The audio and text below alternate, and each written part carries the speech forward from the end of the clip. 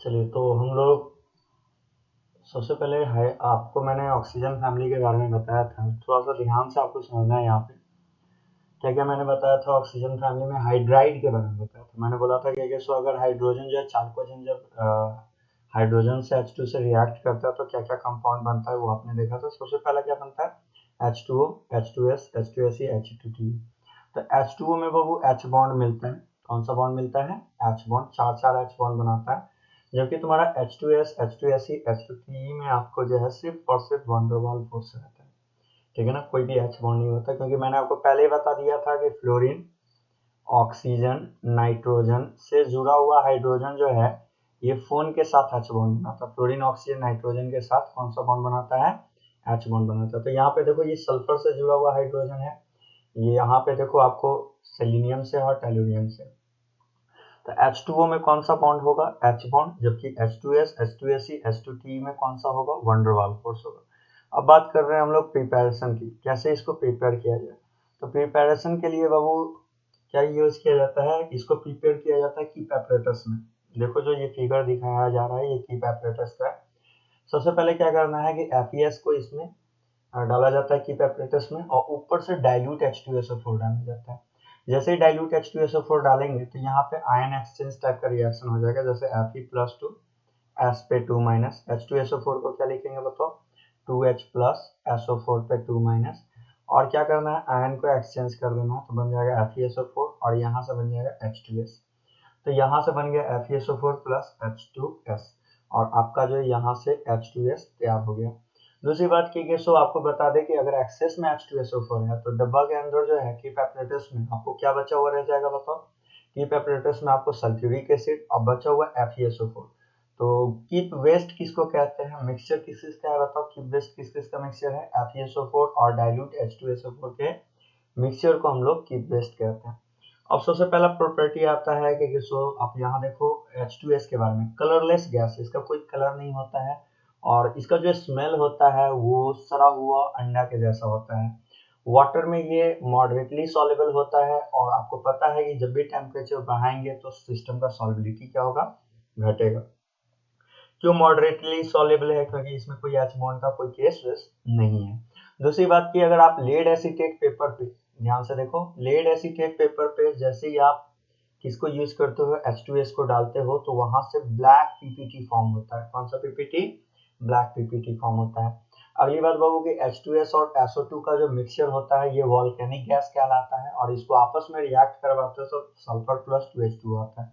जहाँ पे ये सल्फर का जो है येलो टर्बिडिटी आता है, और इसी को yellow turbidity of colloidal sulphur भी कहा जाता है। अब एक बात बताओ, H2S में अगर सल्फर का ऑक्सीडेशन नंबर निकाले तो सल्फर का कितना ऑक्सीडेशन नंबर होगा? -2। आपको पता है कि सो मिनिमम ऑक्सीडेशन नंबर होता है ग्रुप -8 से, तो ग्रुप कितना है? छठा, और 6 - 8 करेंगे तो -2 आ रहा है। अगर किसी सिस्टम का ऑक्सीडेशन नंबर मिनिमम है तो वो एजेंट वाइज रिड्यूसिंग एजेंट का काम करेगा। अगर ध्यान से सुनना है आपको, H2S अगर रिड्यूसिंग एजेंट का काम करेगा तो खुद चेंज हो जाएगा सल्फर में। और रिड्यूसिंग एजेंट का काम क्या होता है? रिड्यूसिंग एजेंट का काम होता है कि खुद के ऑक्सीडेशन नंबर को बढ़ाना। जैसे आप देखो -2 से 0 जा रहा है। फिर से मैं बोल रहा हूँ, अगर H2S रिड्यूसिंग एजेंट का काम करेगा तो खुद चेंज हो जाएगा सल्फर में, और अगले के ऑक्सीडेशन नंबर को घटा देगा। देखो खुद -2 से 0 में जा रहा है, तो -2 से 0 में जा रहा है तो खुद किस में जा रहा है आप ये बताओ? खुद सल्फर में चेंज हो गया। और पहले तो बैठा लोगे H2S खुद किस में चेंज हो रहा है? सल्फर में चेंज हो जाएगा, और KMnO4 को चेंज कर देगा Mn+2 में, K2Cr2 को चेंज कर देगा Cr+3 में। X2 कहते हैं हैलोजन को। X2 में क्या क्या आएगा? Fluorine, chlorine, bromine, iodine. जहाँ F2 को छोड़ के जो भी क्लोरीन, ब्रोमीन, आयोडीन है तो Cl2 को Cl-, Br2 को Br-, I2 को I-। O3 को चेंज कर देगा O2 में, और Fe+3 आयन को चेंज कर देगा Fe+2 में। मतलब H2S क्या करेगा? खुद का रिडक्शन करेगा। अगर रिड्यूसिंग एजेंट का काम कर रहा है तो सॉरी खुद का ऑक्सीडेशन करेगा, तो H2S खुद चेंज हो जाएगा सल्फर में, और अगले एलिमेंट का रिडक्शन करवा देगा, जो कि आपको दिखाई दे रहा है KMnO4 में। आप देखो ना यहाँ पे, आप गौर करो, KMnO4 में 7 ऑक्सीडेशन नंबर निकालोगे मैंगनीज का तो 7 आएगा, और खुद ये चेंज हो गया +2 में। तो ऑक्सीडेशन नंबर बढ़ रहा है या घट रहा है? घट रहा है, और इसलिए ये किसका काम करेगा? रिड्यूसिंग एजेंट का काम करेगा। तो फिर से आप सुन लीजिए, जल्दी से रिकॉल कर देते हैं। हाइड्राइड में आपको दिखाई दे रहा है H2O, H2S, H2Se, H2Te। तो आपको मैंने बताया है कि H2O में H बॉन्ड होता है, जबकि H2S, H2Se, H2Te में वन डर वाल्स फोर्स होता है। H2S को प्रिपेयर कैसे किया जाता है? इसको प्रिपेयर किया जाता है कि apparatus में क्या किया जाता है, FES और ऊपर से डाइल्यूट H2SO4 लेते हैं। जैसे ही डालते हैं तो आयन एक्सचेंज से चेंज हो जाता है FeSO4 प्लस H2S में। अगर मान लो कि H2SO4 एक्सेस क्वांटिटी में, तो एक्सेस क्वांटिटी में तो डब्बा के अंदर H2SO4 FeSO4 बचा रह जाएगा, और उसी के मिक्सचर को की वेस्ट कहते हैं। H2S की बात मैंने क्या बताया, H2S के बारे में मैंने बताया कि ये कलरलेस गैस है और सना हुआ अंडा जैसा इसका स्मेल होता है। वाटर में ये सॉल्युबल होता है, मॉडरेटली सॉल्युबल होता है, और टेम्परेचर बढ़ाओगे तो सॉल्युबिलिटी घटेगा। अगर लेड एसीटेट पे आप क्या लेड एसीटेट का पेपर लेके और उस पे अगर आपने H2S डाला तो PBS का ब्लैक PPT फॉर्म होगा। अगेन मैंने क्या आपको समझाया, मैंने बताया वॉल्केनिक गैस। वॉल्केनिक गैस किसको कहते हैं? H2S और SO2 के मिक्सचर को वॉल्केनिक गैस कहते हैं। इससे जो बनेगा वो सल्फर प्लस वाटर में जाएगा। H2S कैसा एजेंट है? रिड्यूसिंग एजेंट है, खुद चेंज हो जाएगा सल्फर में, और अगले के ऑक्सीडेशन नंबर को घटा देगा 7 से 2 में, 6 से 3 में। X2 मतलब हैलोजन को चेंज कर देगा माइनस में, O3 को O2 में, इस तरह से। अच्छा, एक दो चीज और आपको यहाँ पे सीखना है, जरा ध्यान से देखिएगा, समझिए सर।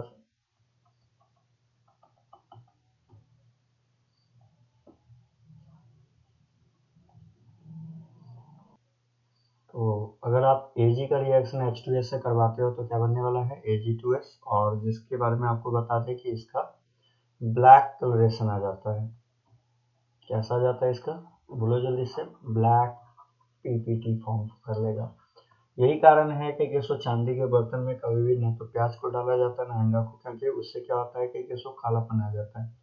अगेन फिर से मैं बोल दूं कि अगर आप ऑक्सीजन फैमिली के साथ रिएक्शन करवा रहे हो, रिएक्टिविटी की बात कर रहे हैं, अगर ऑक्सीजन फैमिली के साथ करवाते हो, चाल्कोजेन का रिएक्शन O2 से करवाते हो, ऑक्सीजन से करवाते हो, तो दो तरह का ऑक्साइड देगा, या तो EO2 नहीं तो EO3। अब जरा ध्यान से देखो, अगर हम सल्फर की बात करें तो सल्फर का ऑक्साइड जो है, चाहे वो SO2 की बात करो या SO3, वो आपको गैसेस फेज में एग्जिस्ट करता है। जबकि सिलीनियम का जो ऑक्साइड होता है वो SiO2, वो सॉलिड फॉर्म में एग्जिस्ट करता है, क्योंकि ये पॉलीमेरिक फॉर्म में एग्जिस्ट करता है, पॉलीमेरिक चेन बनाता है ये। तो क्या बोला जाए, अगर आपसे कोई पूछे SO2 SO3 का नेचर बताओ तो गैसेस नेचर है, जबकि SiO2 का नेचर बताओ तो आपको क्या बोलना है, ये सॉलिड है पॉलीमेरिक फॉर्म में, ये पॉलीमेरिक फॉर्म में एग्जिस्ट करता है, जबकि ये मोनोमेरिक फॉर्म में। SO3 के बारे में पढ़ेंगे, ये ट्राइमेरिक फॉर्म में भी एग्जिस्ट करता है, जिसका होता है स्ट्रक्चर S3O9 के बारे में हम लोग आगे पढ़ने वाले। चलिए अब एक एक कर करके बात करते हैं। सबसे फर्स्ट ऑक्साइड SO2 की बात करने जा रहे हैं। तो SO2 के बारे में मैंने आपको सबसे पहले क्या बताया कि इसके बीच का जो थीटा होता है, एंगल जो होता है, वो 119.5 डिग्री होता है। हाइब्रिडाइजेशन अगर आप निकालते हो तो हाइब्रिडाइजेशन निकालने का फॉर्मूला होता है sigma plus lone pair. Double bond में एक सिग्मा, अगला डबल एक सिग्मा, दो सिग्मा, लोन पेयर एक, दो एक तीन आ रहा है, वैल्यू 3 से हाइब्रिडाइजेशन sp2 हो जाएगा। और sp2 में अगर एक लोन पेयर हो तो उसका शेप होता है या तो वी शेप कह सकते हो या बेंड शेप कह सकते हो, या इसी का एक और नाम होता है एंगुलर शेप भी होता है। कैसा शेप होता है? Angular shape. प्रिपरेशन की बात करें तो सल्फर को जब बर्न करोगे तो आपको SO2 मिलेगा, इसलिए आपको SO2 को बर्निंग ऑफ सल्फर भी कहा जाता है। इसका स्मेल जो होता है बर्निंग सल्फर का आता है, मतलब जो जला हुआ सल्फर होता है उसका जैसा स्मेल होता है। लैब में तैयार करने का तरीका क्या है, अगर आप Na2SO3 का रिएक्शन HCl से करवा देते हो तो यार आयन एक्सचेंज हो जाएगा, NH जुड़ जाएगा Cl के साथ और SO3 जुड़ जाएगा H के साथ, बन जाएगा H2SO3। और जैसा कि मैंने आपको बताया कि H2SO3 क्या है, आपका अनस्टेबल नेचर का है, तो ये फर्दर आपको टूटने वाला है किसमें? वाटर प्लस SO2 में। किसमें टूट जाएगा? वाटर प्लस SO2 में टूट जाएगा, और यहाँ से आपको SO2 मिल जाएगा। या फिर आप क्या करोगे, सल्फाइड ओर का रोस्टिंग करवा दो। रोस्टिंग प्रोसेस क्या होता है कि अगर कोई भी देखो, सबसे पहली बात कि मेटलर्जी में आप पढ़ोगे कि रोस्टिंग प्रोसेस सल्फाइड ओर के लिए लगता है, और रोस्टिंग हमेशा एयर के प्रेजेंस में होता है। तो हमने क्या किया कि FeS2 को हीट किया O2 के प्रेजेंस में, बना लेगा FeO प्लस SO2। इसको फुल्स गोल्ड कहते हैं, क्योंकि इसका जो है मतलब कि कलर जो है गोल्ड, मतलब गोल्ड जैसा होता है। किसके जैसा होता है? गोल्ड जैसा होता है, इसलिए इसे फुल्स गोल्ड भी कहा जाता है। ठीक है, और आप ऐसे भी बोल सकते हो कि इसका जो कलर होता है वो येलो कलर अपीयर होता है। कैसा कलर ये अपीयर होता है? ये Fe2 का कलर कैसा होगा? येलो होगा। तो सोना जैसा दिखता है, इसलिए इसे फुल्स गोल्ड भी कहते हैं। कलर की बात करो, इसके प्रॉपर्टीज वाइज आ जाओ तो प्रॉपर्टीज वाइज क्या क्या कह सकते हैं? सबसे पहला प्रॉपर्टी है ये कलरलेस है, पोलर नेचर का है क्योंकि नेट डाइपोल जीरो नहीं है। आपको पता है जिस सिस्टम का डाइपोल जीरो होता है वो नॉन पोलर होता है, जिसका डाइपोल जीरो नहीं होता है, फिर से बोले, जिसका डाइपोल जीरो होता है वो नॉन पोलर, और जिसका डाइपोल जीरो नहीं होता है वो पोलर होता है। तो अगर आप इसके डाइपोल की बात करोगे तो आपको पता है डाइपोल हमेशा एटम से लोन पेयर की ओर होता है और लेस इलेक्ट्रोनेगेटिव से मोर इलेक्ट्रोनेगेटिव। तो सल्फर से ऑक्सीजन नेट डाइपोल नीचे। अब ये मत बोल देना कि अपोजिट में डाइपोल जा रहा है तो नहीं जीरो हो जाएगा, म्यूनेट कभी जीरो नहीं होगा। क्यों? ऑक्सीजन का इफेक्ट है डाइपोल ऊपर में और इधर है सल्फर ऑक्सीजन का, तो इसलिए नेट डाइपोल जीरो नहीं होगा। उस वजह से ये कैसा नेचर का है? पोलर। जिसका डाइपोल जीरो नहीं होता वो पोलर होता है। एसिडिक होगा एक्वा सॉल्यूशन में क्योंकि वाटर में डालते ही ऑक्सी एसिड तैयार कर लेगा। डायमैग्नेटिक होगा। आपको पता है कि किसको जब भी पैरा और डाया निकालना है तो टोटल वैलेंस इलेक्ट्रॉन निकालते हैं। अगर total valence electron even number में आ रहा है तो डाया होगा, ऑड में आ रहा है तो पैरा होगा। तो SO2 का अगर आपने टोटल वैलेंस इलेक्ट्रॉन निकाला तो सल्फर छठा ग्रुप का है। ऑक्सीजन के बारे में आपको पता है कि ऑक्सीजन की बात करते हो तो ऑक्सीजन कौन सा ग्रुप का है? वो भी छठा का है। कितना बार ऑक्सीजन है? 2 बार है, तो टोटल वैलेंस इलेक्ट्रॉन 18 आ रहा है जो कि इवन है, डायमैग्नेटिक होगा। अब इसकी बात करें तो SO2 का मैंने वो पहले ही बता दिया था, बर्निंग सल्फर का स्मेल देता है, पंजेंट स्मेल है ये। कैसा स्मेल देता है? या फिर आप बोल सकते हो पंजेंट स्मेल। अब चलिए आगे की ओर कुछ और बात करते हैं। चलिए तो जरा ध्यान से समझिएगा, प्रॉपर्टीज वाइज मैंने आपको जो जो टर्म समझाया है वो आपको दिमाग में रखना है। SO2 के बारे में कि स्मेल कैसा होगा? बर्निंग सल्फर स्मेल होगा, सफोकेटिंग नेचर का है बाबू। कैसा नेचर का है? ये सफोकेटिंग नेचर का है। अगर एयर वाइज बात करें तो आपको मैंने मूल कॉन्सेप्ट में बताया था कि जो एयर का मॉलिक्यूलर वेट होता है वो होता है 29 एम। और SO2 का निकालो, SO2 का कैसे निकालोगे? सल्फर का 32, ऑक्सीजन का 16 गुना 2, 32 32 64। अब बताओ किसका मॉलिक्यूलर वेट ज्यादा है? आपको क्लियर कट दिखाई दे रहा है कि SO2 का मॉलिक्यूलर वेट ज्यादा है, ये आ रहा है 64 mu, और एयर का मॉलिक्यूलर वेट होता है 29 mu। तो जिसका मॉलिक्यूलर वेट ज्यादा होगा वो जितना ज्यादा मॉलिक्यूलर वेट होगा उतना ज्यादा हैवियर नेचर होगा।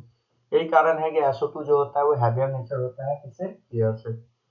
अब मैंने एक बात और भी बताया कि अगर सॉल्युबिलिटी की बात करें तो ये वाटर में हाईली सॉल्युबल है क्योंकि पोलर नेचर है। आप ये आपने देखा है SO2 का डाइपोल मोमेंट जीरो नहीं होता है। दूसरी बात है कि ये लाइम वाटर टेस्ट देता है, ये इंपॉर्टेंट है। SO2 कैसा टेस्ट देता है? लाइम वाटर टेस्ट देता है। जैसे आप कैल्शियम हाइड्रोक्साइड में SO2 डालोगे तो क्या डालते ही आपको मिल्कीनेस अपीयर हो जाएगा। लाइम वाटर डालते ही ये क्या कर देगा? मिल्कीनेस अपीयर होने लगता है। लाइम वाटर डालते ही कैसा आ जाएगा? मिल्कीनेस। लेकिन अगर एक्सेस में आपने लाइम वाटर पास करवा दिया है, जैसे एक्सेस में आपने SO2 पास करवा दिया है, तो फिर क्या हो जाएगा? मिल्कीनेस डिसअपियर हो जाएगा। फिर से अगर मैं फिर से बोल दे रहा हूँ, वही मैंने लिखा है, मैंने SO2 gas is pass through lime water, milkiness appear हो जाएगा, and which is disappear on passing excess gas, और एक्सेस गैस पास करते ही ये क्या हो जाएगा? मिल्कीनेस डिसअपियर हो जाएगा। तो लाइम वाटर डालते ही कैसा आने वाला है? मिल्कीनेस आने वाला है। लेकिन जैसे एक्सेस ऑफ SO2 पास कर दोगे तो जो मिल्कीनेस है वो कैल्शियम बाइसल्फाइड की वजह से डिसअपियर हो जाएगा। अब बाबू देखो, SO2 की बात कर रहे हो तो आपको पता है कि सल्फर की बात करें, अगर ध्यान से देखना, तो सल्फर का दो तरह का ऑक्सीडेशन नंबर होता है। एक होता है, गौर कीजिएगा, एक होता है मैक्सिमम ऑक्सीडेशन नंबर, जो कि आपको पता है कि ग्रुप नंबर के बराबर होता है। कौन से नंबर के बराबर होता है? ग्रुप नंबर के बराबर होता है। और दूसरा होता है मिनिमम ऑक्सीडेशन नंबर, जो कि आप ये भी जानते हो, ये कैसे निकाला जाता है? ग्रुप -8 से निकाला जाता है। अगर इसके बेसिस पे बात करो तो मैक्सिमम ऑक्सीडेशन नंबर छठा ग्रुप का तो 6 होगा, और यहाँ 6 डाल के मिनिमम ऑक्सीडेशन नंबर -2 होगा। अब अगर हम बात कर रहे हैं SO2 की बात करते हैं तो SO2 में आपने देखा है कि इसका 4 आ रहा है, तो ये ना ही मैक्सिमम है ना ही मिनिमम है। इसका ऑक्सीडेशन नंबर के बारे में आप क्या बोलोगे? आप सिंपली बोलोगे सर ना ही ये मैक्सिमम ऑक्सीडेशन नंबर है ना ही ये मिनिमम है। तो ये क्या कर सकता है? अपने ऑक्सीडेशन नंबर को बढ़ा भी सकता है और घटा भी सकता है। SO2 दोनों काम कर सकता है क्योंकि SO2 जो है, आप क्या देख रहे हो, अभी आपने देखा है कि जो मैक्सिमम ऑक्सीडेशन नंबर है वो मैक्सिमम ऑक्सीडेशन नंबर आप कितना बोलोगे? अगर आपसे मैंने पूछा कि सल्फर का जो oxidation number, maximum oxidation number बताओ, तो आप सिंपली बोलोगे कि सर जो मैक्सिमम ऑक्सीडेशन नंबर होगा वो +6 होगा। मिनिमम मैं पूछूं तो बोलोगे -2 होगा। और SO2 की बात करते हो तो SO2 का 4 है, +4 है, तो ये अपने ऑक्सीडेशन नंबर को बढ़ा भी सकता है। और जो अपने ऑक्सीडेशन नंबर को बढ़ाता है उसका ऑक्सीडेशन होता है। SO2 6 जाने के चक्कर में ऑक्सीडेशन नंबर क्या कर सकता है, बढ़ा भी सकता है। और जो अपना ऑक्सीडेशन नंबर बढ़ाता है एजेंट, उसका क्या होता है पहले बताओ। ऑक्सीडेशन नंबर बढ़ाएगा तो ऑक्सीडेशन होगा, ऑक्सीडेशन होगा तो एजेंट वाइज कौन सा एजेंट होगा, रिड्यूसिंग एजेंट होगा, RA होगा। और SO2 क्या कर सकता है, 4 से -2 भी जा सकता है, ऑक्सीडेशन नंबर को घटा सकता है, घटाएगा तो रिडक्शन होगा, रिडक्शन होगा तो एजेंट वाइज क्या बोलेंगे, कौन सा एजेंट होगा, ऑक्सीडाइजिंग एजेंट होगा। तो SO2 में दोनों फंक्शन हो रहा है आपको, एक तो अपना ऑक्सीडेशन नंबर को बढ़ाने का भी काम कर रहा है और दूसरा कि अपना ऑक्सीडेशन नंबर को घटाने का भी काम कर रहा है। बढ़ाएगा तो क्या होगा, घटाएगा तो क्या होगा, ये आपके सामने है। एक में आपको अगर ऑक्सीडेशन नंबर 4 से 6 की ओर जाएगा, देखो 6 से कम है और -2 से ज्यादा है, मतलब कि ये 6 पे जाने के चक्कर में बढ़ाएगा, बढ़ाएगा तो एजेंट रिड्यूसिंग और घटाएगा तो ऑक्सीडाइजिंग। वही मैंने लिखा है कि SO2 दोनों एजेंट का काम करता है, ऑक्सीडाइजिंग एजेंट का भी, रिड्यूसिंग एजेंट का भी। ध्यान से देखना बाबू, अगर ऑक्सीडाइजिंग एजेंट का काम करेगा तो SO2 चेंज हो जाएगा SO3 में। देखो मैंने आपको दिखा है SO2 किस में चेंज हो रहा है, SO3 में। ऑक्सीडाइजिंग सॉरी रिड्यूसिंग एजेंट का काम करेगा तो SO2 SO3 में चेंज हो जाएगा। अब रिड्यूसिंग एजेंट का काम क्या होता है, रिड्यूसिंग एजेंट का काम होता है दूसरे का रिडक्शन करवाना। रिडक्शन का मतलब दूसरे के ऑक्सीडेशन नंबर को घटाना। तो आप देखो यहाँ पे 7 से 2 जा रहे हैं, खुद को बढ़ाया, कैसे बढ़ाया, 4 है, 4 से 6 चला गया तो खुद का ऑक्सीडेशन हो गया।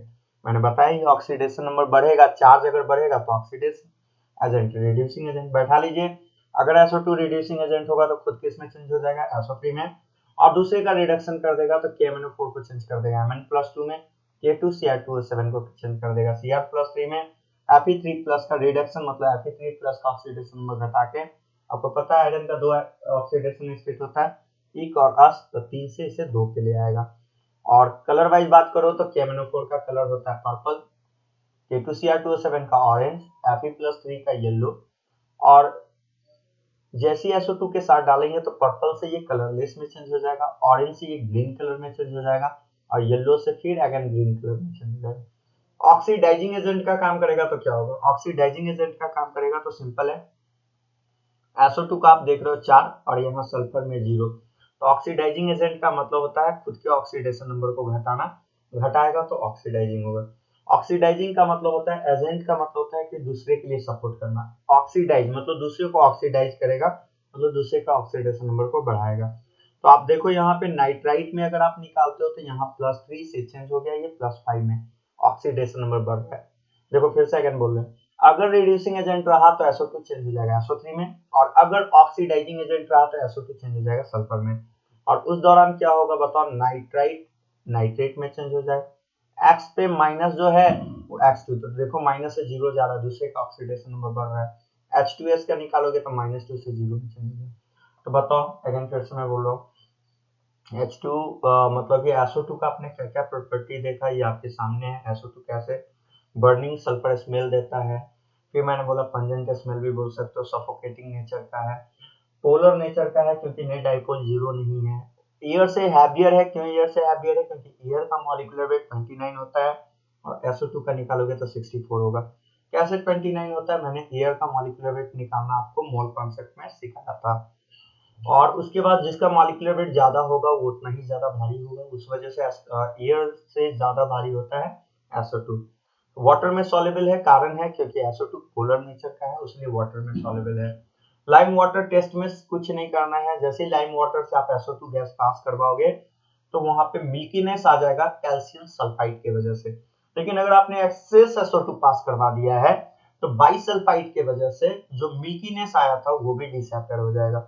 SO2 की बात करोगे तो SO2 में आपको दिखाई दे रहा होगा कि सल्फर का ऑक्सीडेशन नंबर +4 है, और आप जैसा कि जानते हो कि maximum oxidation number group number के बराबर होता है, तो ग्रुप नंबर सल्फर छठा का है तो मैक्सिमम 6 होगा और मिनिमम -2 होगा।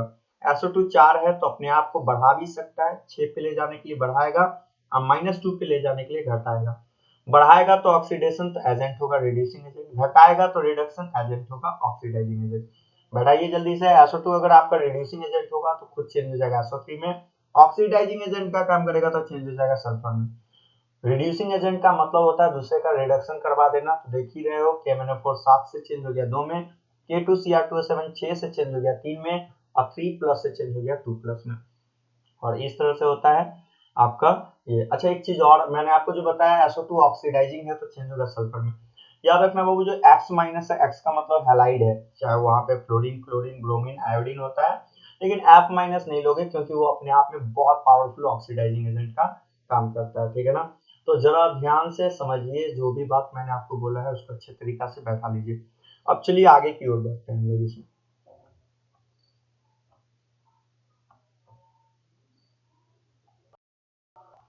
चलिए, तो SO2 की बात करें तो इसका ब्लीचिंग एजेंट फंक्शन होता है। ब्लीचिंग एजेंट का मतलब क्या होता है? ब्लीचिंग एजेंट का मतलब होता है कि कोई भी कलर्ड कंपाउंड को वो कलरलेस में चेंज कर देगा। जो ब्लीचिंग एजेंट होगा वो क्या करेगा कि कलर्ड कंपाउंड पे जैसे ही आप ब्लीचिंग एजेंट का यूज करते हो, तो कलर्ड कंपाउंड को जो ब्लीचिंग एजेंट होता है ये कलरलेस में चेंज कर देता है,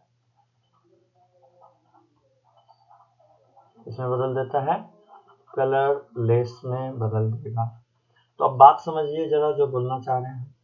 ब्लीचिंग एजेंट दो तरह का होता है, एक होता है परमानेंट ब्लीचिंग एक्शन और दूसरा होता है टेम्पररी ब्लीचिंग एक्शन। जिसको परमानेंट ब्लीचिंग एक्शन को ऑक्सीडेटिव भी कहते हैं, मतलब आप ये कह सकते हो कि ब्लीचिंग एक्शन दो तरह का होता है, oxidative bleaching action, reductive bleaching action.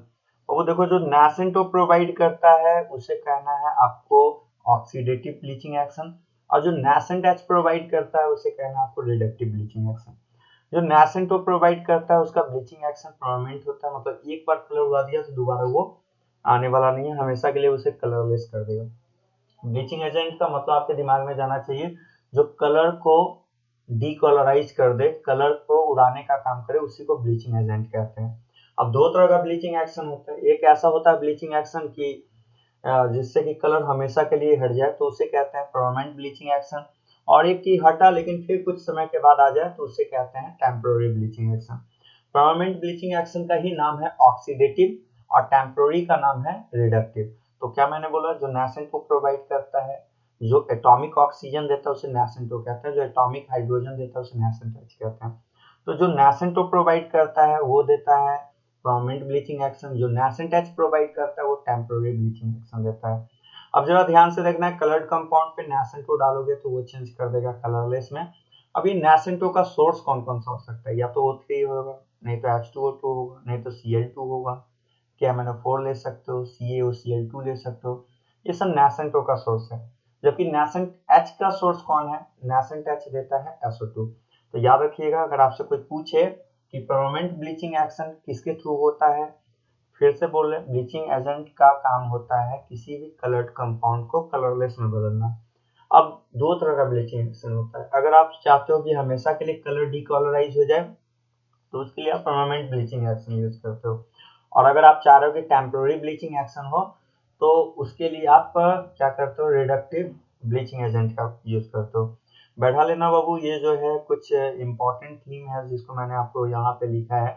क्या क्या है बोलो? O3, H2O2, Cl2, KMnO4 और CaOCl2, ये आपको परमानेंट ब्लीचिंग एक्शन देता है, मतलब ये सब नासेंट को प्रोवाइड करने वाला है। जबकि SO2 से आपको क्या मिलता है? नासेंट एच मिलता है, और जो नासेंट एच देता है उससे भी कलर कलरलेस में जाएगा और नासेंट ओ से भी कलर कलरलेस में जाएगा। लेकिन नासेंट ओ से एक बार जो कलरलेस बनेगा वो दोबारा फिर कलर नहीं आ पाएगा, जबकि नासेंट एच से हमें जो है आपको दोबारा कलर आ जाता है। कारण है कि जो नासेंट एच है वो एटमॉस्फेरिक ऑक्सीजन से रिएक्ट करके वाटर में चेंज हो जाएगा, तो नासेंट एच का प्रेजेंस रहेगा नहीं तो कलर्ड कंपाउंड फिर कलरलेस में नहीं आएगा, रिएक्शन बैकवर्ड चला जाएगा और कलर हो जाएगा। तो मैंने क्या बोला, SO2 के बारे में अगर आपसे कोई पूछे तो बैठा लेना है, SO2 ब्लीचिंग एजेंट का काम करता है। कैसा ब्लीचिंग एजेंट है? टेम्पररी। और जो टेम्पररी होता है उसी को रिडक्टिव ब्लीचिंग एजेंट भी कहते हैं। क्या मीनिंग होता है टेम्पररी का? मतलब टेम्पररी का मीनिंग सिंपल है कि एक बार कलर से कलरलेस तो चला जाएगा लेकिन फिर कुछ समय के बाद फिर उस पर कलर रह जाएगा। अब जरा ध्यान से देखो बाबू, ऑक्साइड्स की बात कर रहे हैं तो SO2 का बारे में आपने देख लिया। अब ये है SO3, इसी को सल्फर ट्राइऑक्साइड भी कहते हैं। हाइब्रिडाइजेशन की बात करोगे तो सिग्मा प्लस लोन पेयर, तो sigma plus lone pair by sigma तो 3 है, लोन पेयर 0 है तो 3, और वैल्यू 3 होता है तो हाइब्रिडाइजेशन होता है sp2, क्योंकि हाइब्रिडाइजेशन निकालते हो सिग्मा प्लस लोन पेयर से। जिस पे लोन पेयर 0 होता है और sp2 हो तो उसका शिप होता है ट्रायंगुलर प्लेनर, बॉन्ड एंगल होगा 120 डिग्री। अब अगर हम बात करें H2SO4 पे, अगर आपने डिहाइड्रेटिंग एजेंट डाल दिया, जैसे कि P4O10 को हम लोग डिहाइड्रेटिंग एजेंट कहते हैं, तो जैसे ही आपने डिहाइड्रेटिंग एजेंट डाला तो H2SO4 से क्या करेगा, वो वाटर निकाल देगा, और वाटर निकालते ये चेंज हो जाएगा SO3 अब प्लस मेटाफॉस्फोरिक एसिड में चेंज हो जाएगा। तो इसे आप SO3 ऑब्टेन कर सकते हो जब सल्फ्यूरिक एसिड का क्या डाल दोगे, P4O10। अगेन ध्यान से सुनना बाबू, सल्फर छठा ग्रुप का है, छठा ग्रुप का है तो 8 बनाने के लिए इसमें 2 कम है, मतलब कि इसके पास एक पी होगा, क्योंकि देखो ना 6 है, सल्फर के पास 6 है, 8 में 2 कम है, मतलब एक वैकेंट पी ऑर्बिटल होगा। तो SO2 का जो S डबल बॉन्ड S होता है उसमें याद रखिएगा कि 1 जो होता है वो PP बॉन्ड होता है SO2 में, पी पाई बॉन्ड होता है, और 2 जो होता है वो होता है पी पाई होता है। अगर आपसे कोई पूछे कि SO2 में पी पाई बॉन्ड कितना होता है तो आपको बोलना है कि पी पाई बॉन्ड एक पी पाई होगा और 2 पी पाई बॉन्ड होगा। ठीक है, SO3 में आपने क्या देखा कि SO3 में सल्फर का ऑक्सीडेशन नंबर 6 है जो मैक्सिमम ऑक्सीडेशन नंबर है, इसलिए SO2 जो है ओनली काम करने वाला है ऑक्सीडाइजिंग एजेंट की तरह। किसके जैसा, ऑक्सीडाइजिंग। वही मैंने लिख दिया है, याद रखना जिसका ऑक्सीडेशन नंबर मैक्सिमम होगा वो ऑक्सीडाइजिंग, मिनिमम होगा रिड्यूसिंग, और जिसका ऑक्सीडेशन नंबर ना मैक्सिमम है ना मिनिमम है तो दोनों एजेंट का काम करता है, ऑक्सीडाइजिंग एजेंट भी और रिड्यूसिंग एजेंट भी। अब जरा ध्यान से समझिएगा, SO3 के बारे में अगर बोले तो SO3 जो है वो ये एग्जिस्ट करता है, एग्जिस्ट इन, ध्यान से समझना है, SO2 के बारे में मैंने क्या बोला, SO2 जो है वो ये एग्जिस्ट करता है ट्राइमर फॉर्म में, ठीक है ना, तो ये ट्राइमेरिक साइक्लिक फॉर्म में एग्जिस्ट करता है, it exist in trimeric form, तो ट्राइमेरिक फॉर्म में एग्जिस्ट करता है। और अगर ये ट्राइमेरिक फॉर्म में एग्जिस्ट करता है तो SO3 का आप ऐसे लिखोगे, इसके आगे 3 लगा दो, ट्राइमेरिक फॉर्म में SO3 एग्जिस्ट करता है। तो SO3 के बारे में मैंने क्या बोला, SO3 किस फॉर्म में एग्जिस्ट करने वाला है, ट्राइमेरिक फॉर्म में। अब बताना जरा ध्यान से, ट्राइमेरिक फॉर्म में एग्जिस्ट कर रहा है तो इसको अगर हम सही से मल्टीप्लाई करते हैं तो क्या होगा बताना, गुना करो, 3 से गुना करोगे तो ये हो जाएगा S3O में 3 से O9, ये हो जाएगा S3O9, जिसका स्ट्रक्चर आपको कैसे लिखना है, हर सल्फर 3 सल्फर डाल दो, हर सल्फर के बीच में ऑक्सीजन डालना है आपको, हर सल्फर के बीच में आपको क्या करना है, ऑक्सीजन डालना है, डाल देते हैं ऑक्सीजन, तो ये हो गया। और जितना, फिर से बोले, हर सल्फर के बीच में आप ऑक्सीजन डाल दो, और जो बचा आप सब हर सल्फर को 2 डबल बॉन्ड O दे दो, एक डबल बॉन्ड हो, एक डबल बॉन्ड हो, फिर अगला को भी एक डबल बॉन्ड हो, एक डबल बॉन्ड हो, फिर नेक्स्ट को भी एक डबल बॉन्ड हो, एक डबल बॉन्ड हो, तो ये हो गया बाबू S3O9 का स्ट्रक्चर। बैठा लीजिएगा, नोट का पॉइंट ये है कि S3O9 में नो SS लिंकेज होता है। अगर आपसे पूछ ले कि SS लिंकेज क्या होता है तो इसमें SS लिंकेज ही नहीं है, आपको दिखाई दे रहा होगा हर सल्फर के बीच में ऑक्सीजन इंसर्ट है, तो बोलना है कि SS लिंकेज जो होगा वो 0 होगा, SS लिंकेज कितना होगा वो 0 होगा। तो ठीक है, आज यहीं पे रहने देते हैं, अगले क्लास पे हम आगे प्रोसेस